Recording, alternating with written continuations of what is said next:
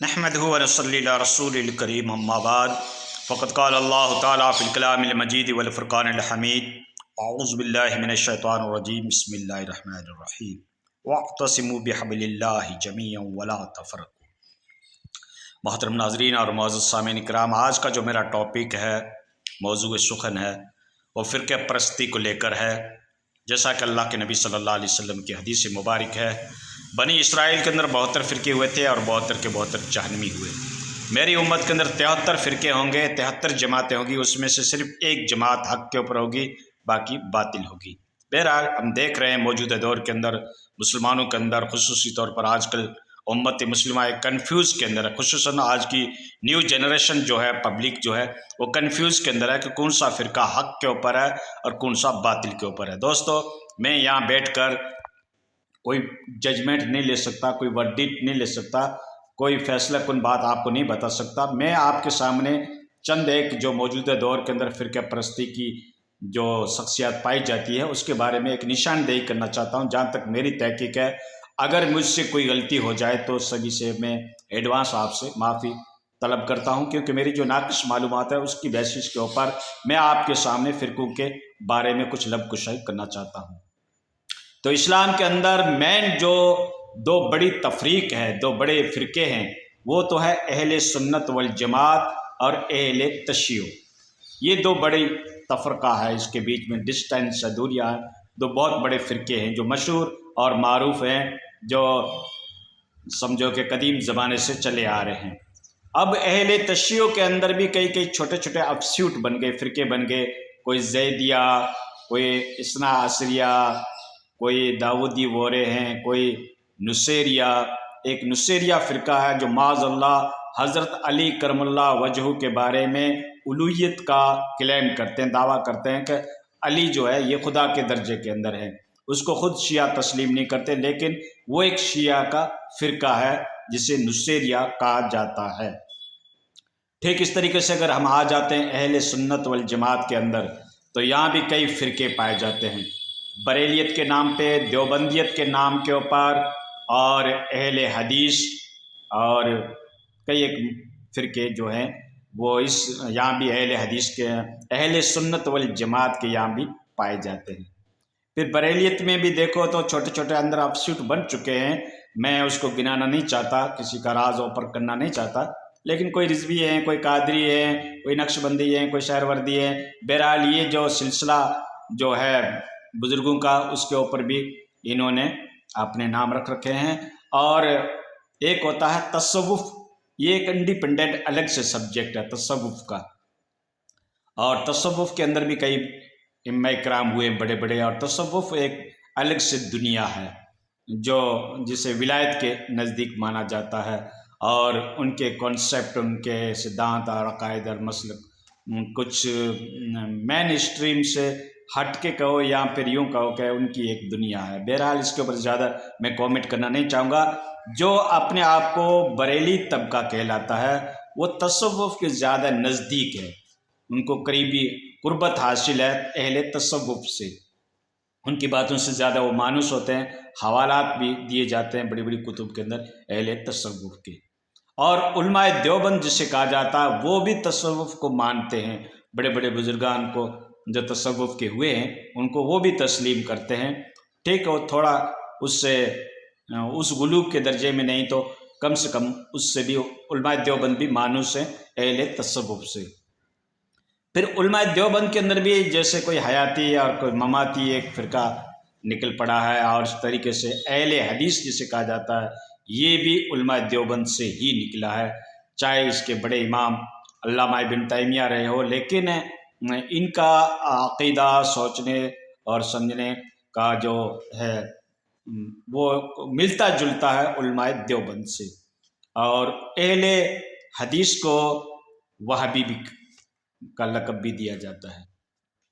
بہرحال اب ان کے پورا میں انٹرپریٹیشن بیان کرنا چاہوں گا، ان کی تفصیلات بیان کرنا چاہوں گا، ان کے عقائد اور نظریات کو بیان کرنا چاہوں گا، اور کس مسلک کے ان کی کیا مسلک کی ہدایات ہیں یا کیا اس کے اصول اور مبادی ہیں، یہ ساری تفصیلات میں بتانا چاہوں گا۔ تو میرا یہ چھوٹا سا ویڈیو ہے اس کا متحمل نہیں بنے گا، تو میں آپ کو صرف ایک موٹی موٹی باتیں بتاتا جا رہا ہوں۔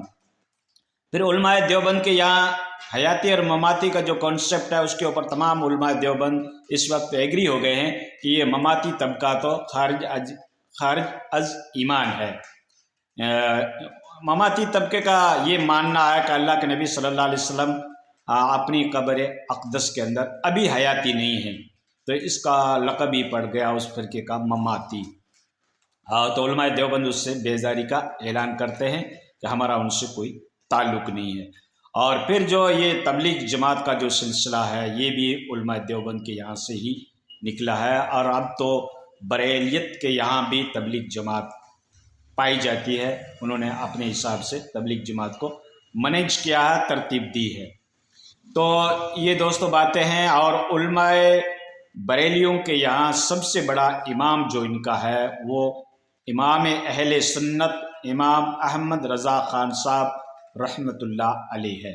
وہ اس کو اپنا آئیڈیل مانتے ہیں، اپنا قائد مانتے ہیں، اور علمی اعتبار سے اپنا رہبر مانتے ہیں۔ ٹھیک اس طریقے سے علماء دیوبند کے یہاں مولانا اشرف علی صاحب تھانوی رحمۃ اللہ علیہ کو اپنا آئیڈیل مانتے ہیں، اپنی بڑی شخصیت مانتے ہیں، اور اپنا علمی رہبر اور قائد مانتے ہیں۔ تو آپ کو مختصر میں نے تعارف کرا دیا، اور اب اس کے بیچ میں جو کنٹروورسی ہے یا مسائل کا جو اختلاف ہے، جو ڈسٹینس ہے، وہ کئی ایک مسائل ہیں جو اللہ کے نبی صلی اللہ علیہ وسلم کی ذات اقدس کے ساتھ تعلقات رکھتے ہیں، حاضر ناظر نور بشر علم غیب وغیرہ وغیرہ۔ خیر وہ تو ایک میں ڈسکس کرنے جاؤں گا تو ایک لمبا ٹاپک بن جائے گا۔ وہ قرآن اور حدیث کا مطالعہ کرنے کے بعد آپ خود اس نتیجے کے اوپر پہنچ جاؤ گے کہ کون حق کے اوپر ہے اور کون ذرا رائے راست سے تھوڑا ہٹ کے بات کر رہا ہے۔ ٹھیک ہے، آپ کے سامنے اللہ کا کلام موجود ہے، کلام سب کا ایک۔ اور یہ جو کہا جاتا ہے کہ شیعوں کا قرآن الگ ہے، بالکل غلط دوستو۔ ان کے اکابرین، ان کے جو میں نے بڑے بڑے اسکالرس ہیں ان کی بات میں نے سنی ہے، وہ کہہ رہے ہیں ہمارا قرآن بھی وہی ہے جو اہل سنت والجماعت کا ہے، توران کا ہو چاہے ریاض کا ہو، قرآن ایک ہے۔ ٹھیک ہے نا؟ ہاں، ایران کا ہو چاہے ریاض کا ہو چاہے دنیا کے کسی کونے کا ہو، کلام پاک ایک ہے، اس میں حرف یا ماترا یا زیر یا زبر یا نقطے کا بھی فرق نہیں ہے۔ شیعوں کا وہی قرآن اور اہل سنت والجماعت کا بھی وہی قرآن۔ تمام جو یہ آفسیوٹ بن چکے ہیں، تمام جو یہ فرقے بن چکے، تمام فرقوں کا قرآن ایک ہے، اور قرآن یہ کہہ رہا ہے کہ اللہ کی رسی کو مضبوطی کے ساتھ پکڑ لو اور فرقوں میں مت بٹو۔ قرآن کا یہ اعلان ہے۔ تو دوستو واقعی قرآن یہ بھی کہہ رہا ہے کہ جو جس فرقے کے اندر ہے اس کے اندر خوش ہے، کل حزب بما لدیہم فرحون، اس طریقے کی قرآن کی آیت ہے۔ تو یہ ہے دوستو، اب کس کے سامنے رونا رویا جائے، یہی اختلاف جو ہے یہی ہمیں لے کر ڈوب گیا۔ امت کا جو اتحاد کا شیرازہ تھا وہ دھیرے دھیرے منتشر ہوتا گیا۔ پھر اغیار نے اس کو اور بھی ہوا دی، اپنی کانسپریسی کے ذریعے سے، اپنی سازشوں کے ذریعے سے، اپنی اسکیم اور پلاننگ کے ذریعے سے انہوں نے اور بھی اس چیز کو ہوا دی، اور ہماری امت جو ہے وہ اس حکمت عملی کو سمجھ نہیں سکی، اور الگ الگ محاذ، الگ الگ فرقوں میں، الگ الگ مسلک، الگ الگ ہدف میں یہ قوم بڑھتی گئی، یہاں تک کہ اتنا تضاد ہوا کہ ایک دوسرے کے گریبان پکڑنے کے اوپر مجبور ہو گئی۔ اللہ تعالی ہمیں اتحاد امت کی توفیق عطا فرمائے۔ کاش کہ کوئی ایسا بندہ ہو، کوئی اسلامی اسکالر ہو، کسی کے دل کے اندر یہ فکر ہو جو اتحاد امت کی باتیں کرے، تمام امت کو کلمے کی چھتر چھایا کے نیچے لانے کی کوشش کرے، تمام امت کو پلیٹ فارم محمد کے اوپر اکٹھا کرے، مشن محمد صلی اللہ علیہ وسلم، اللہ کے نبی کے پیٹرن اور آپ کے طریقے، آپ کی سنت کے اوپر تمام کو اکٹھا کر سکے۔ دوستو اس کی کوشش کرنے کی آج کل اشد ضرورت ہے۔ میں اکیلا ہی چلا تھا جانب منزل، لوگ جڑتے گئے اور کارواں بنتا گیا۔